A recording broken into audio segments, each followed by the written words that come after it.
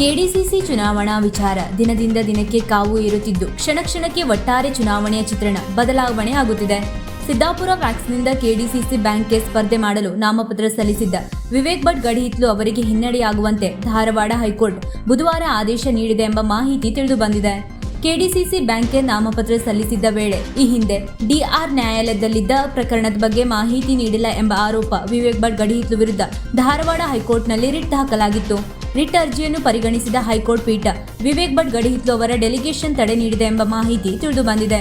ಈ ಕುರಿತು ಪ್ರತಿಕ್ರಿಯೆ ನೀಡಿರುವ ಅವರು, ನ್ಯಾಯಾಲಯದಲ್ಲಿ ನಮಗೆ ನಂಬಿಕೆ ಇದೆ. ವಿರೋಧಿಗಳು ರಾಜಕೀಯ ಮಾಡಿದ್ದಾರೆ. ನಾವು ಕಾನೂನು ಹೋರಾಟ ಮಾಡುತ್ತೇವೆ ಎಂದು ವಿವೇಕ್ ಭಟ್ ಗಡಿಹಿತ್ಲು ಹೇಳಿದ್ದಾರೆ.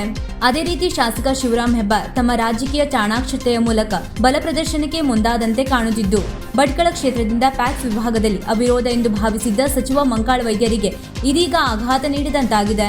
ಭಟ್ಕಳ ಪ್ಯಾಕ್ಸ್ಗೆ ಮಂಕಾಳ ವೈದ್ಯರ ವಿರುದ್ಧ ಮಹಾದೇವ್ ನಾಯ್ಕ್ ನಾಮಪತ್ರ ಸಲ್ಲಿಸಿದ್ದು, ಸಚಿವ ಮಂಕಾಳ ವೈದ್ಯರ ವಿರುದ್ಧ ಶಿವರಾಮ್ ಹೆಬ್ಬಾರ್ ತಮ್ಮ ಅಸಲಿ ಆಟ ಶುರು ಮಾಡಿದಂತಾಗಿದೆ.